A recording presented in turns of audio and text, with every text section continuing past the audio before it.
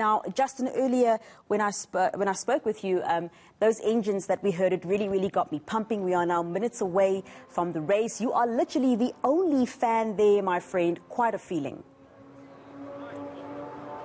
Absolutely, Nicole. You know, just very happy to be able to witness this. It's an international motorsport event, might I add. So some of the best in the world competing here today. As you mentioned, literally minutes away. Nicole, I've got a question for you before we continue. Do you know what GT stands for? Tell us. I think you should actually tell all of our viewers at home what GT stands for. Well, GT stands for Grand Touring or Gran Turismo. So that's where the GT comes from in terms of adding this to these particular vehicles. But I'm going to step out of shot for now. We are minutes away, as we mentioned, to the actual action. But we will also be witnessing the national anthems. So you will see the cars are all lined up on the grid. The support crews have now assisted their teams as much as they possibly can.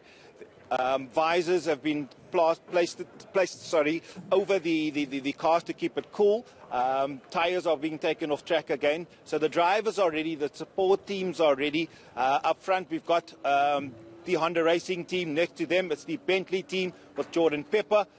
Following that it will be the BMWs with Sheldon van der Linde and so forth. So in total we've got 12 cars participating. Out of the 9 teams, certain teams deciding to put more than one car out on track.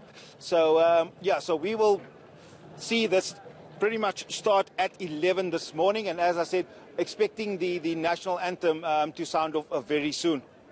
And thank you also so much for giving our viewers an indication of what it looks like down there. You know, of course, you know, as I've just said, you are literally the only fan there. You mentioned the tyres, Justin. Just talk to me again about the teams, the support structure that these drivers are having today, because I understand there's only 2 individuals to change the tyres. So it's quite a bit of work for them today.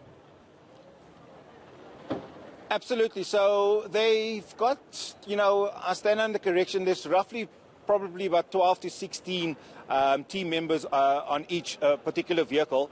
But when they enter the pit lane, in order to change tyres, in order to change a driver, there's certain times scheduled for that during the course of the 9-hour race.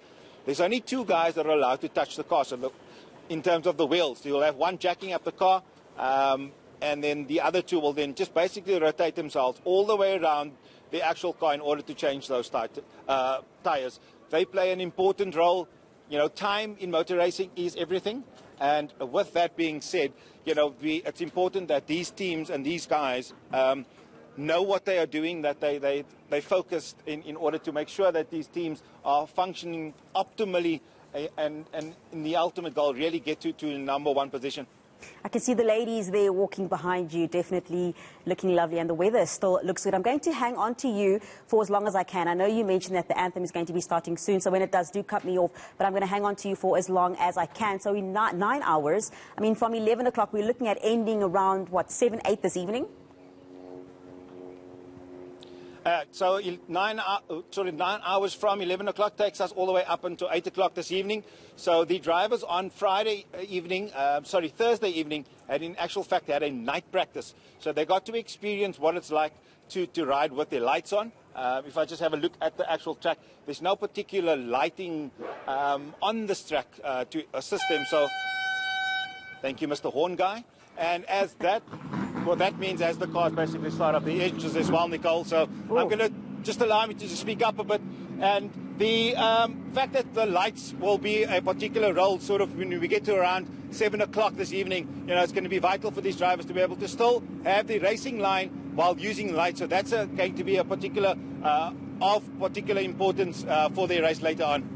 And how difficult is that, Justin? You spoke to me about timing. That's very important when it comes to racing, the precision as well, you know. So, of course, driving during the day when it's bright like we see now it's way different to driving at night. Yes, you have your lights, but it's completely different. And I experienced that with myself as just a normal driver and not racing like these guys are. What are the challenges that they can face driving at night? Yeah, absolutely, Nicole. I think what you will also just be able to relate to is night vision and riding at night. Sometimes actually just have a formation lap.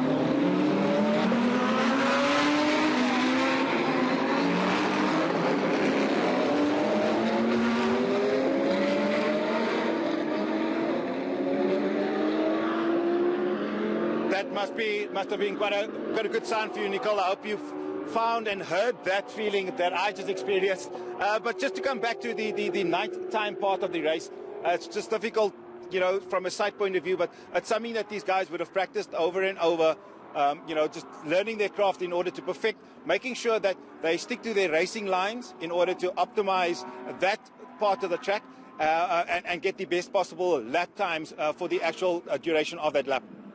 Justin, I literally felt that as they were taking off. I literally did right here in studio. And thank you so much for also giving our viewers a bit of this excitement that we are missing due to the fact that, of course, we don't have any spectators at the event.